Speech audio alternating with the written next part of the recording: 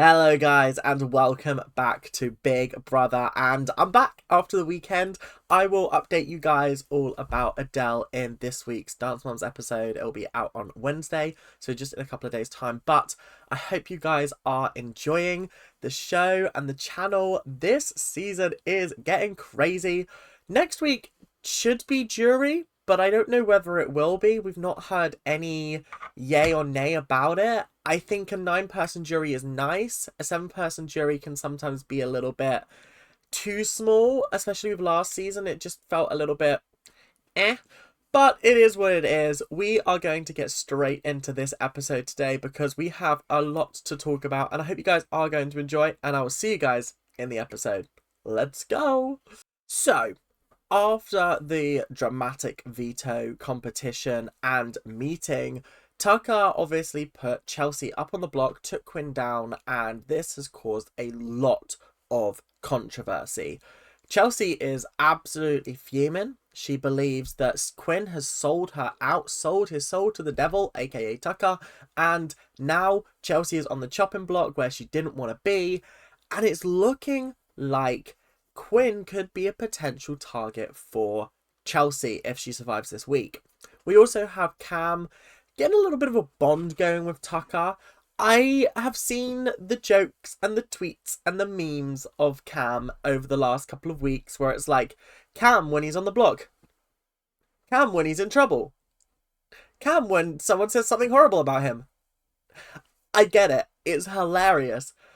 But I don't know whether he's playing as bad a game as you think he is. I wonder whether he's almost playing the same game that Joseph is, in the sense of like, he's not really no, not Joseph, Leah, in the sense of like, they're not really doing much, but like, they're nobody's targets. So really, they're just riding the wave and getting them closer and closer to the end. It's an interesting strategy. It's not a strategy that like I enjoy to watch, but you gotta rate him because this episode, he's making friends with Tucker. Tucker's in the biggest power position of the house, and it seems like Tucker would rather him stay than any of the other two, which obviously makes sense because those two are his targets. But it's interesting that Cam's kind of cementing himself in a place of power where other people might necessarily not be in. That sentence really got away from me there. I hope you guys understand what I'm saying there, but you get what I mean. It's an interesting decision.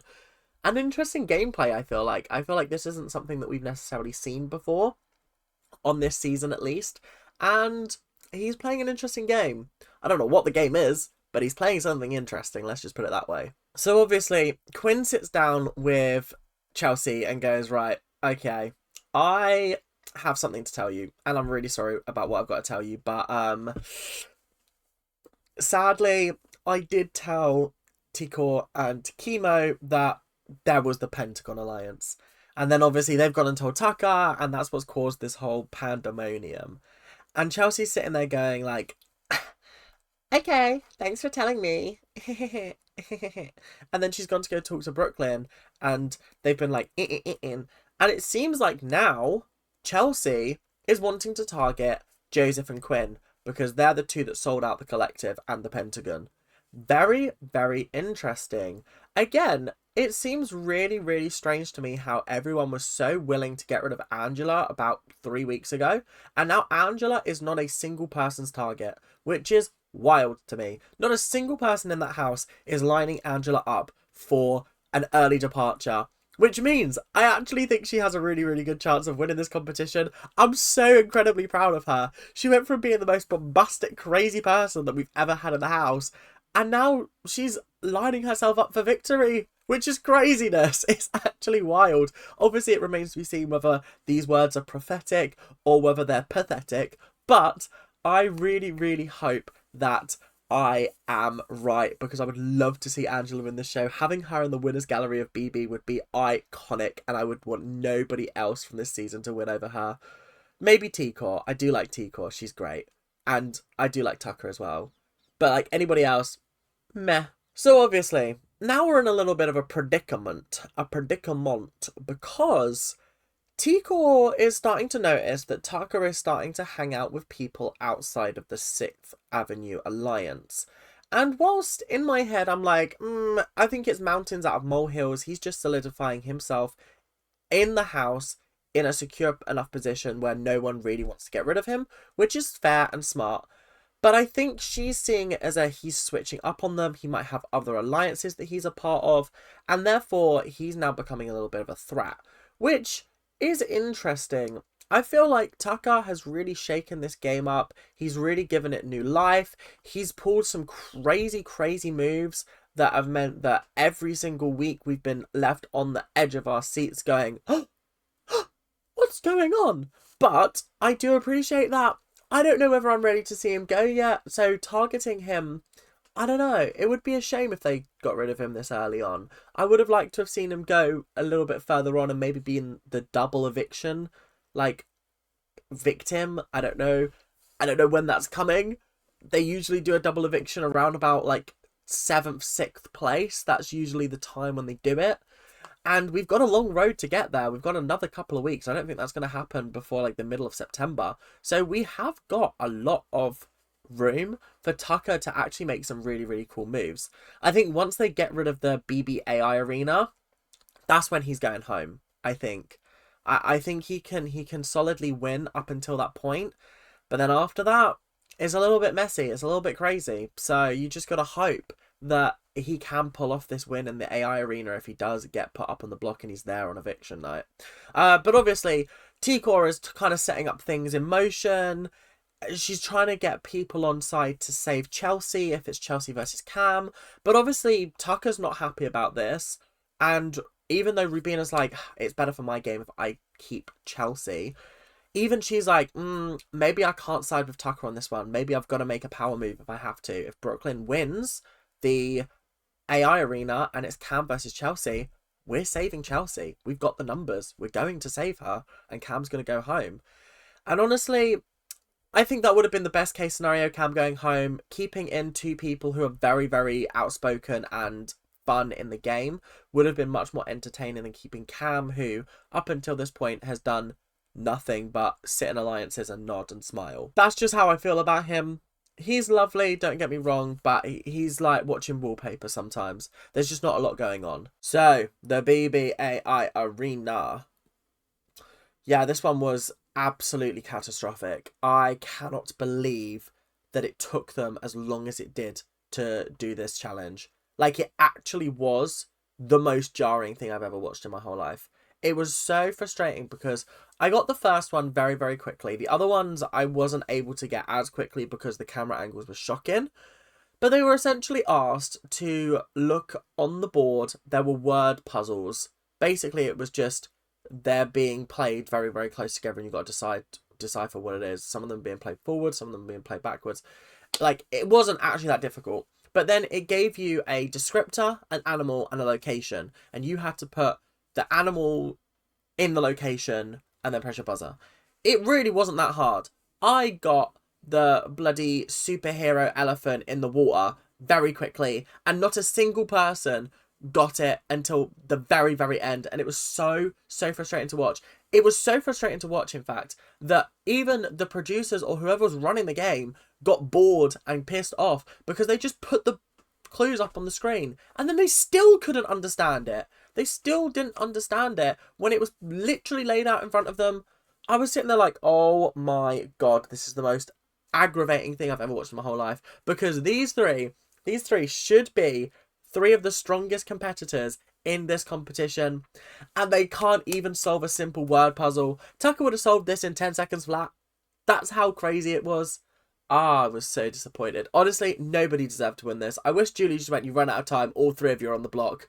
Fuck all of you. Because I was so pissed off by the end of this. I was like, yeah, nobody deserved to win this. But Chelsea did end up winning. Even though it was through a trial and error process, I was just like, oh, this is so jarring to watch. Because I was like, actually, this is so poor from every single one of them. What do you mean you're trialing and erroring it? The clues are literally out there. All you had to do was read it backwards. Oh, I'm fuming. I'm actually fuming. I can't. I'm going to get angry. But anyway, it is what it is. I'm over it. Yeah, it is done. But that does mean that we're going to move on to the eviction now. So, we come to the eviction. we come to the eviction speeches first, actually. The eviction speeches they were kind of crazy. Because before Brooklyn was even given the chance to give a speech, she was given a speech to the entire crowd. She was like, guys, I'm a target.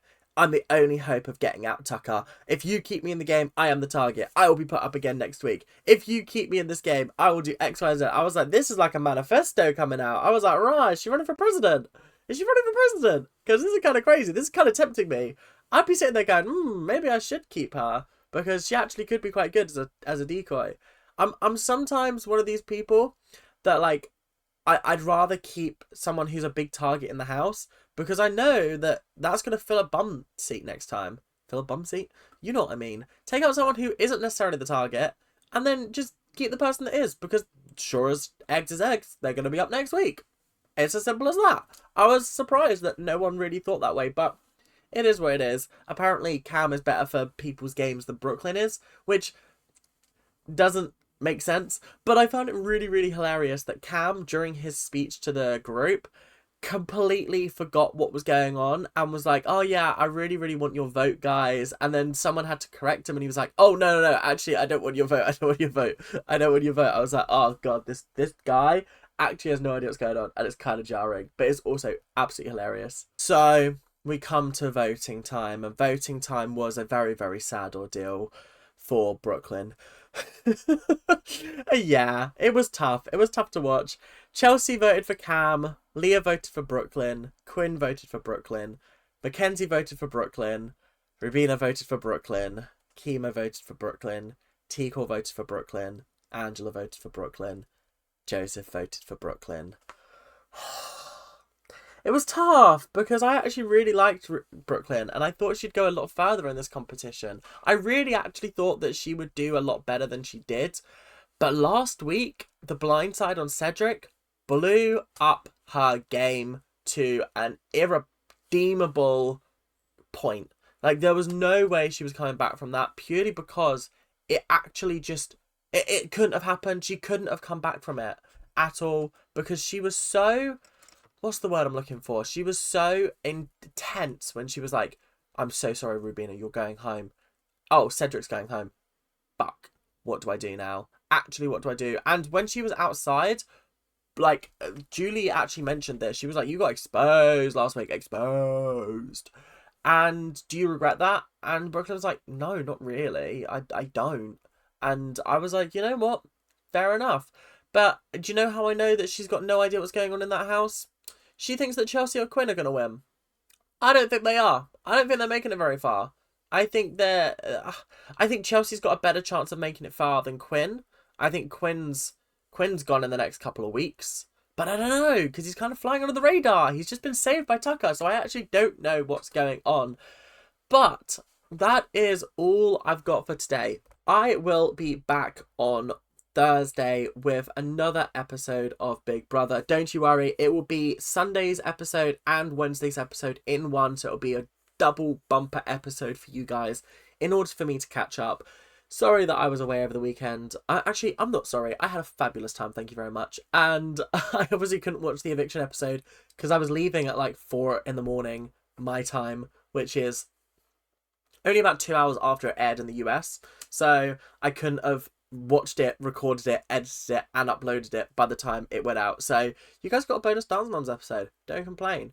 But it is what it is. We're back now. We're back on our schedule. So if you guys did enjoy, make sure to like, make sure to comment, make sure to subscribe, and I'll see you guys later. Keep on ranting. Bye now.